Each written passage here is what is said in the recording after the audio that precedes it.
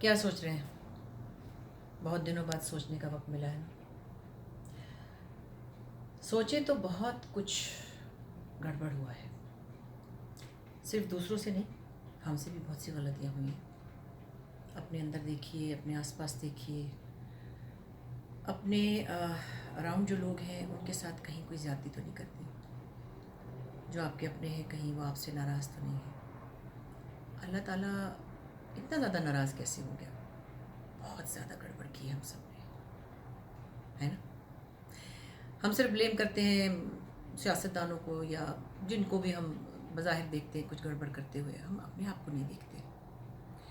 ایک چیز بڑی اچھی ہوا کرتی تھی کسی زمانے میں، ہم لوگ سنتے تھے تربیت، تہذیب، تمیز، دوسروں کا خیال، احتیاط۔ جس طرح ہوا، پانی، کھانا پینا زندگی کے لیے اہم ہے، اسی طرح مجھے لگتا ہے کہ انسان کی زندگی کا کوئی ایک پراپر فارمیٹ ہونا چاہیے، اور جو تھا ہم لوگوں کے اندر رواداری تھی، ہم نے وہ سیکھی، دیکھی اپنے خاندانوں میں، اپنے آس پاس کے لوگوں میں۔ ایک معاشرے کے اندر کوئی اتنی بڑی بات نہیں تھی تہذیب ہونا یا رواداری ہونا یا لحاظ مروت ہونا، دوسروں کے بارے میں بات کرتے ہوئے تھوڑا سا سوچنا۔ مذہب کے حوالے سے تو بہت کچھ ہی ہے، لیکن مذہب کو تو ہم اس طرح فالو ہی نہیں کرتے جس طرح حکم ہے۔ ہم تو معاشرتی طور پر بھی بہت سارے جرم کرتے ہیں۔ آج کل بلنٹ ہونا بہت کول ہو گیا ہے، صاف بات منہ پہ مار دینا۔ لوگ کہتے ہیں کہ ہماری عادت ہے، ہم منہ پھٹ ہیں، ہم دوسروں کے بارے میں کچھ بھی کہہ سکتے ہیں، دوسروں کو برا بھی کہہ سکتے ہیں۔ لحاظ مروت کا تو کوئی مذاق ہی نہیں رہا آج کل نا۔ یہ کیا ہے؟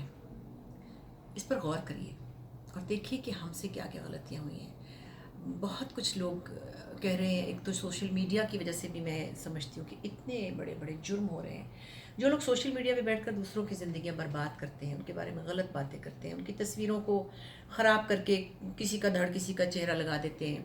یعنی آپ دیکھیں کہ مسلمان ملک میں جہاں سب سے پہلے بیسک جو ضروریات ہیں یا بیسک جو اللہ تعالیٰ کی ڈیمانڈز ہیں ہم سے کہ ہمیں دنیا میں کیسے رہنا ہے، ہمیں عبادات کے علاوہ لوگوں کے ساتھ کیسا برتاؤ کرنا ہے، تو اس میں بہت بڑی چیز ہے کہ کسی کے بارے میں غلط بات کرنا، چغلی کرنا۔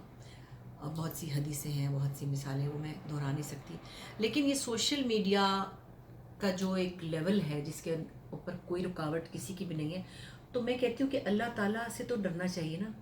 ٹھیک ہے، وہ آپ کے ہمارے کنٹرول سے باہر ہے، اور جس کا جو دل چاہتا ہے وہ جس کو بھی کچھ بھی کہہ لیتا ہے۔ یہ کوئی بزنس ہے یا کوئی اخلاقیات ہیں، اور جو کچھ کوئی کہہ رہا ہے، جو کسی کو کچھ سچ صحیح بتانے کی کوشش کر رہا ہے، وہ خود کیا ہے، پہلے وہ اپنے آپ کو دیکھے، اپنے آپ کو ٹھیک کرے، اور پھر دوسروں کے عیبوں پہ پردہ ڈالنے کا حکم ہے۔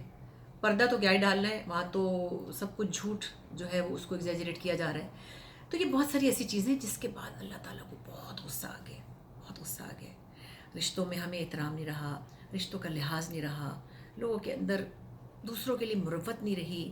اچھی چیزیں ہوا کرتی تھیں یہ سب، جیسے پیور کھانا ہوتا تھا، اچھی خوراک ہوا کرتی تھی، خالص دودھ ہوا کرتا تھا، اچھا چکن ہوتا تھا۔ وہ اب چکن بھی جھوٹ موٹ کا ہے، سبزیاں بھی جھوٹ موٹ کی ہیں۔